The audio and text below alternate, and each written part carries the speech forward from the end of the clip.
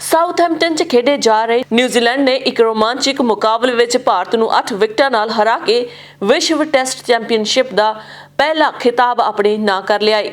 New Zealand ਨੂੰ ਜਿੱਤ ਲਈ 139 ਦੌੜਾਂ ਦਾ ਟੀਚਾ ਮਿਲਿਆ ਸੀ, ਜਿਸ ਨੂੰ ਟੀਮ ਨੇ 45.5 ਓਵਰਾਂ ਵਿੱਚ 2 ਵਿਕਟਾਂ ਦੇ ਨੁਕਸਾਨ ਨਾਲ ਪੂਰਾ ਕਰ ਲਿਆ।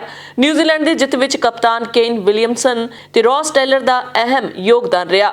ਇਸ ਤੋਂ ਪਹਿਲਾਂ ਭਾਰਤ ਦੀ ਦੂਜੀ ਪਾਰੀ 170 ਦੌੜਾਂ ਉੱਤੇ ਸਿਮਟ ਗਈ ਸੀ।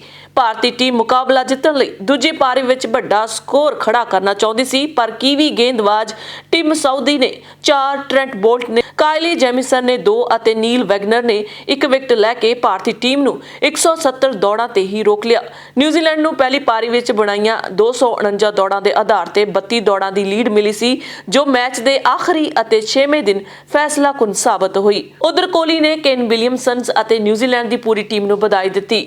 ਉਹਨਾਂ ਕਿਹਾ ਕਿ ਨਿਊਜ਼ੀਲੈਂਡ ਨੇ ਸ਼ਾਨਦਾਰ ਖੇਡ ਦਿਖਾਇਆ ਅਤੇ 3 ਦਿਨਾਂ ਦੇ ਥੋੜੇ ਸਮੇਂ ਵਿੱਚ ਟੀਚਾ ਹਾਸਲ ਕਰ ਲਿਆ। ਉਹਨਾਂ ਨੇ ਸਾਡੇ ਤੇ ਦਬਾਅ ਬਣਾਈ ਰੱਖਿਆ, ਉਹ ਜਿੱਤ ਦੇ ਹੱਕਦਾਰ ਸਨ।